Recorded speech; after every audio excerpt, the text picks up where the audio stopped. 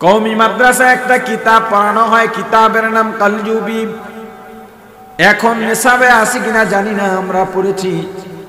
কালজুবির মধ্যে সাহেবে কালজুবি একটা ঘটনা লিখেছেন। দুই বন্ধু, একজনের নাম আব্দুল্লাহ আর একজনের নাম ইসাম। দুইজনের মাঝে ইসামের আমল বড় সুন্দর, আখলাক বড় সুন্দর, চরিত্র বড় নির্মল। আব্দুল্লাহ প্রশ্ন করলেন, হে বন্ধু ইসাম, তুমি নামাজ কিভাবে পড়ো আমাকে বলো। ইসাম বলে, এটা কেন জিজ্ঞেস করলে? বলে, তোমার আমল ভালো, আমার আমল ভালো, ঠিক আছে, তবে তুমি নামাজের প্রশ্ন কেন করলা? আব্দুল্লাহ ডেকে বলেন, বন্ধু ইসাম, নামাজ যার সুন্দর আমল তার সুন্দর। ইসাম ডাক দিয়া বলে, বন্ধু, আমি নামাজ আদায় করার আগে দুইটা ওযু করি। কয়টা? আমরা করি কয়টা? কেন জবাব দিচ্ছেন না আপনারা? আমি তো বুঝতেছি না।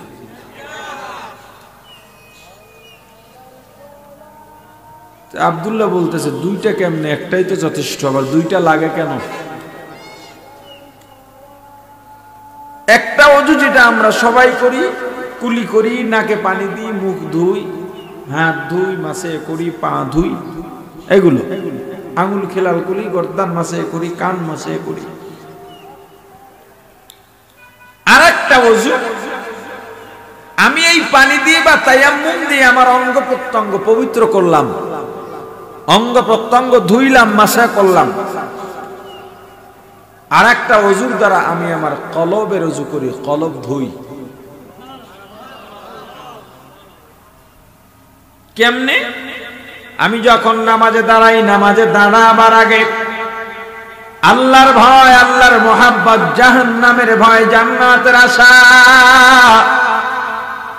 যে কোনো সময় মারা যেতে পারি এই চিন্তা করি, আজরাইলের ভয়, মৃত্যুর ভয়, অন্তর থেকে দুনিয়া, আত্মীয় স্বজন, টাকা পয়সার মোহাব্বত দূর করে দিই, অন্তর থেকে রিয়া, তাকাব্বুর, অহংকার, হিংসা দূর করে নামাজে দাঁড়িয়ে যাই। নামাজে যখন দাঁড়াই আমি মনে করি আমি সিরাতের উপরে দাঁড়ানো, আমার পেছনে আজরাইল, আমার সামনে আল্লাহ।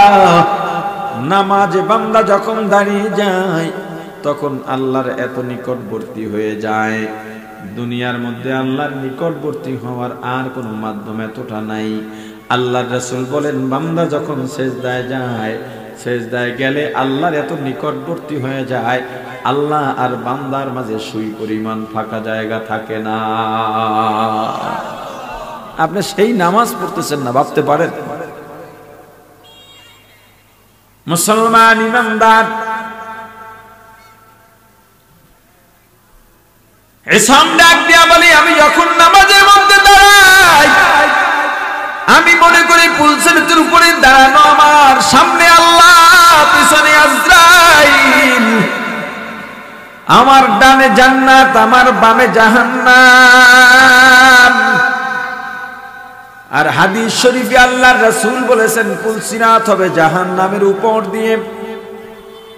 আমি নামাজে দাঁড়িয়ে মনে করি আলহামদুলিল্লাহি রাব্বিল আলামিন।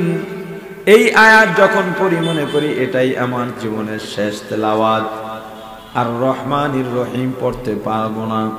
কিন্তু আবার যখন আর রহমানির রহিম পড়ার সুযোগ পাই তখন আবার চিন্তা করি মালিক ইয়াউমিদ্দিন পড়তে পারবো না। মুসলমান ইমানদার, এভাবে ভয়ে থাকি আজরাইল যদি আমাকে নিয়েই যায়, আজরাইল যদি আমাকে নিয়েই যায়, জান কবজ করে ফেলে, আমি যদি জাহান্নামী হয়ে যাই, এই পুলসিরাত কেটে কেটে বাম দিকের জাহান্নামে পড়ে যাব।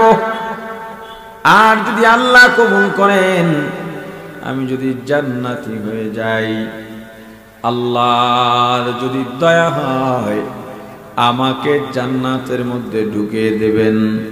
আমি 2 রাকাত 3 রাকাত বা 4 রাকাত নামাজ যাই পড়ি না কেন, পুরা নামাজের মধ্যে আমার অবস্থা এমনই